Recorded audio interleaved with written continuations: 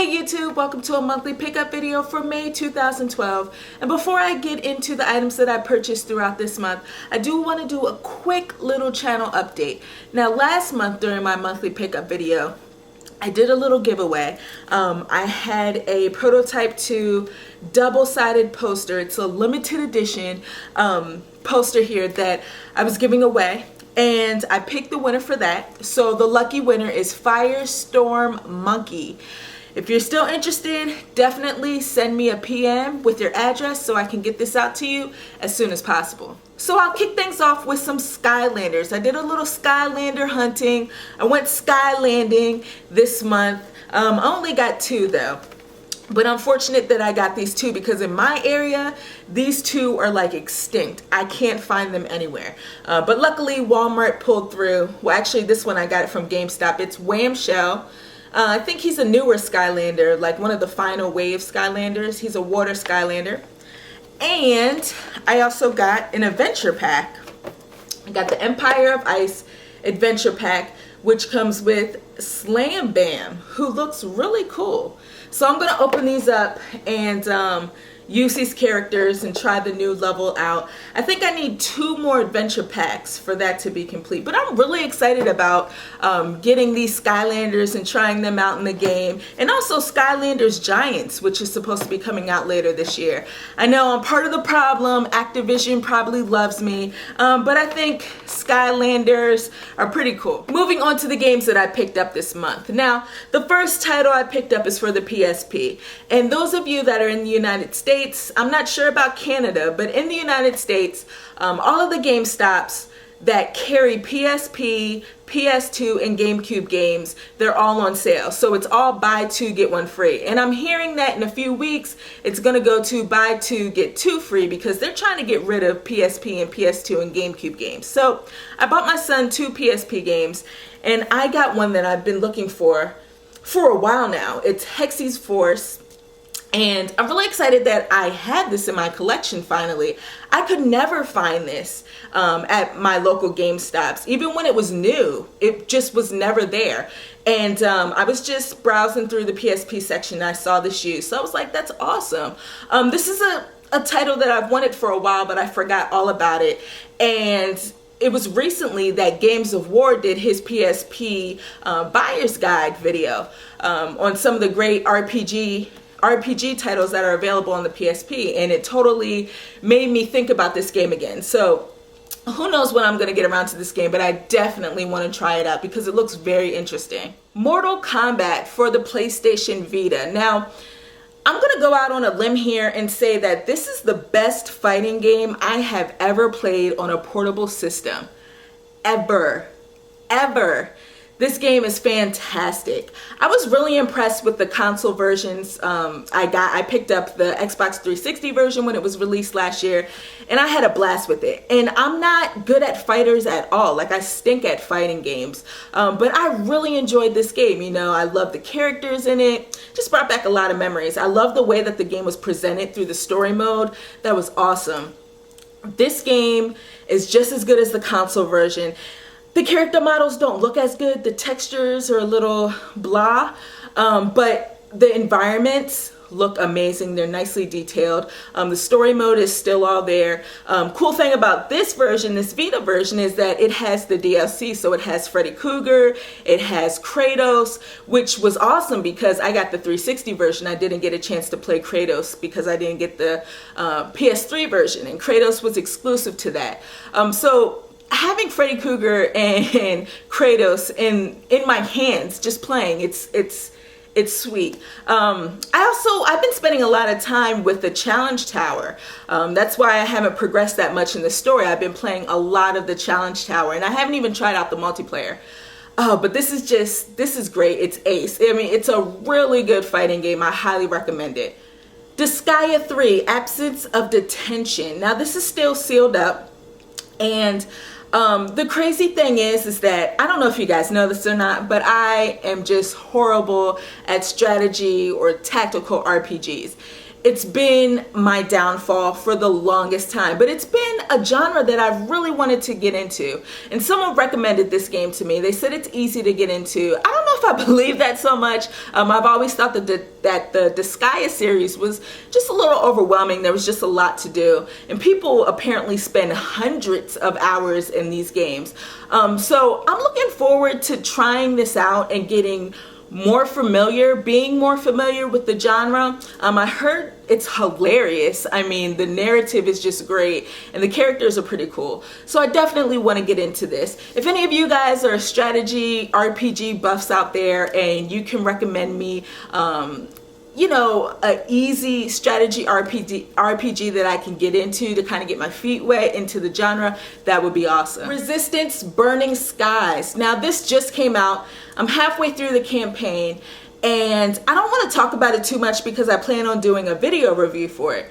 I wanted to do a video review for this game because I feel like no one's really talking about it, and people that are talking about it are speaking really bad about it, and I don't think it's that bad of a game. It's not made by Insomniac, so it doesn't feel like a true Resistance game, but it's not horrible. So stay tuned to the channel. Within the next week or so, you will see a Resistance Burning Skies review. I have one little lonely 3DS game here. It's Mario Tennis Open. I did a video review for this, so I won't speak on it. Hopefully, if you haven't checked out that video review, you definitely should. It was my first 3DS video review, and I plan on doing more. But yeah, if you're interested, check out my review. The next 4 games I'm going to share with you guys, unfortunately, I don't have any impressions for them because I haven't played them yet. I just picked them up. So the first game is for the Xbox 360. I got in the bargain bin at Kmart for $15. It's Jurassic Park, the game. It's put out by Telltale, who does all the great, amazing adventure games that we all know and love nowadays. The reason I got this is because I am fiending for The Walking Dead Episode 2.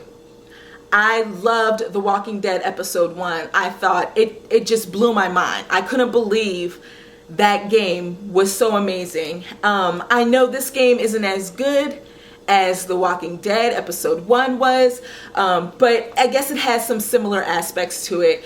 And to tell you the truth, I mean, I like Jurassic Park. Who doesn't? Who doesn't like Jurassic Park? So I'm familiar with the universe, you know, the movies and all of that. So I look forward to seeing how this game compares to the Walking Dead adventure game. Dead Rising 2, Off the Record. Now I wanted this game when it was released, but I just couldn't find myself paying the full price for it. And thankfully I waited. It was only $20, $19.99. I think Capcom did a cool little thing with this. It's basically Dead Rising 2, but it's told through Frank West, which is the main character from the first Dead Rising, and I like him. I really like Frank West. I like him better than that Chuck guy from Dead Rising 2. So I'm interested in seeing what this game is all about, and apparently it fixes some of the things that are wrong with Dead Rising 2, and I heard it's a lot of fun. I gotta prepare myself for this one, guys. Dark Souls. I'm scared. I'm scared. I am scared. I want to say maybe a year or so ago, or maybe just a year ago, I did a video about my love and hate relationship with Demon Souls. How I love the concept of the game, but I hate the fact that it's just so dang hard. Or maybe the fact that I just suck at video games. And it makes me, it like throws it in my face, like, haha, you suck at video games. I hate that. But I'm hearing Dark Souls isn't as hard as Demon Souls. So I definitely want to try this out. I've been wanting to try it out, but I've been putting it off for so long. I picked it up because it was on sale. I couldn't beat the price. It was $30. And I think it originally it goes for $40. So it was $10 off. And I figured, you know, I might as well torture myself a little bit just for shits and giggles. And then I have the newly released Sorcery for the PlayStation 3. Now the funny thing is that Sorcery was shown, I want to say maybe 2 E3s ago, whenever they first showed off PlayStation Move. I was so excited for this game. I was like, man, motion control gaming is going to be amazing. I can't wait to play Sorcery. So a couple days after I saw that press conference from Sony, I went and I pre-ordered the game, paid it off, and I forgot all about it. And then Sorcery was released, and yesterday the manager at GameStop calls me and he's like, hey, you want to come pick up your copy of Sorcery? It's paid off. All you got to do is come and pick it up. And I was like, oh, that's awesome. I totally forgot about it. So I'm excited. Even though I forgot all about this game, I'm excited to play it now. It's been a while since I've played with my Move, so I'm gonna pull my PlayStation Eye out and get that ice cream cone out and definitely play through this game. I'm like in the mood for like a linear action adventure puzzle or light puzzle type of game, and that's exactly what this is supposed to be. Dragon's Dogma for the Xbox 360. I'm enjoying this game a lot, and I didn't think I was gonna like it as much as I do. I'm about 5 hours in, and for some reason it's just captivating. It really is. Nothing about it screams wow. You know, this isn't a wow type of game. It's just not pizzazz. But the combat, it's just so much fun. I like the mechanics in this game. It's an open world RPG. And there are plenty of other open world RPGs that do things right, you know. And there's some flaws with this game. But it's an open world RPG where you customize your character like you do most open world RPGs. But they have a cool little mechanic with your pawns, or they call it pawns, which is basically other party members that you can recruit into your party, which is cool. Now you create your own pawn that can go around with you. So you have 2 created characters, but if your Xbox is connected over Xbox Live, you can recruit other pawns from like live people. It's awesome. You know, they all have different ratings and skills and all types of things. And some of them are very intelligent. They know a lot about the environments. They'll give you little hints and stuff like that, hints and tips. It's awesome. It's a cool little mechanic. I really like that part of the game. As I said, I also like the combat. The combat is great. I mean, you know, you can hack and slash. I'm a ranger, so you know, I have some daggers and I have a bow and arrow. And it's fun. I enjoy that. I never play as a ranger in any RPG, but I tried to do something a little different. I'm enjoying that a lot. So you got this awesome combat, and the cool thing is you fight these big monsters, you know. I haven't come across any like humongous monsters, but the ones that I've come across, they're pretty big. You can grab onto them, climb up on their back, and just slash away. It's awesome. It feels so great. It's awesome. I'm digging it a lot. I really enjoy this game. As I said, this isn't like eye-popping best RPG ever. It's not. The environment's a little bland, and some of the side quests are real questy. They're not that great, but I'm enjoying it. I'm enjoying it a lot. And the last game I have to share with you guys is Max Payne 3. I got it for the Xbox 360, and this was a game that I just could not get enough of. Like, I think I beat it in like less than a week. I was just all about Max Payne, Max Payne, Max Payne, Max Payne. I wanted to play Max Payne. I had so much fun running and gunning and doing bullet time and, you know, just shooting people all over the place.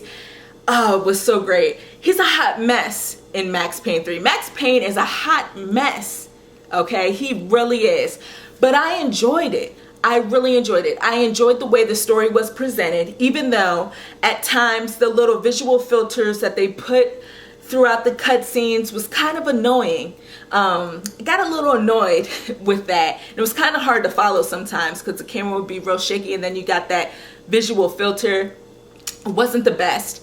But I still enjoyed it. I love the environments. I mean, you're in Brazil, Sao Paulo, you know, New Jersey, New York. The story is just told great. I love the way the story is told. The presentation is great. Sound awesome. Voice acting great.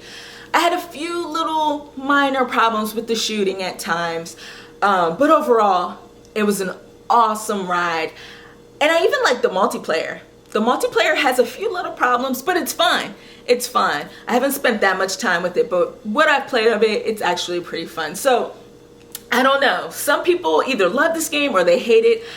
I am one of those that actually love the game, and I loved Max Payne 1 and I love Max Payne 2. So it's not as bad as people say it is, but I honestly think you should play it if you enjoyed the other ones. Lately I've been into collecting strategy guides. I have a nice collection, but I don't know, for some reason it's like some stores are trying to get rid of their strategy guides, so they're very cheap. So the first one that I picked up is the Kid Icarus Uprising strategy guide. It was only 10 bucks. And the cool thing about this is that it comes with a few of those Kid Icarus AR cards. I don't really collect those, but I thought it was pretty cool. And it was only $10 and I enjoyed the game, so I thought it was worth it. I also picked up the Dragon's Dogma strategy guide. And apparently for some reason this is hard to find. Like none of my GameStops had this. But it's very helpful with all the quests and even with some of the classes. So if you're having some troubles like trying to figure out what your class is supposed to do and how you can kind of upgrade things, this is a good little reference. And then I have two collector's edition strategy guide. The first one is for Assassin's Creed Revelations. It's the complete collector's edition strategy guide, which is beautiful. I have the collector's edition strategy guide for Brotherhood, and it's a hardcover white strategy guide. This one's black, has the Anubis stuff, you know, all that stuff on it, whatever. But it looks great. The art is just awesome. It has a complete walkthrough. The pages are like great quality.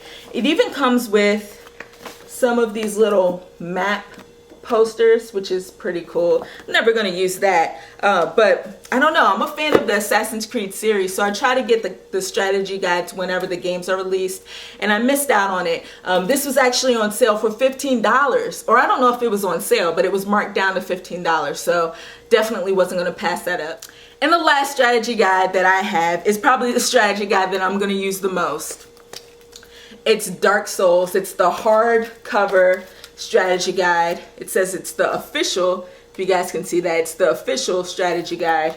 I haven't unwrapped it yet, but I plan on it once I start the game. It says that it was $24.99. It wasn't. It was marked down to $9.99, and then I used my Power Up Rewards card or whatever, my little member card, and it got marked down to like $8 and some change, which is a steal for a hardcover strategy guide. That's awesome. You can't beat that. So that's everything that I picked up throughout this month. I still am waiting on one more item. I actually won an auction on eBay for a lot of Game Boy games. There's 7 games that was in the lot, and I won it for $20, and I'm really excited, but it hasn't arrived yet. So I'll show those games to you in next month's monthly pickup video. I want to thank all of you for watching this video, and I'll check you next time.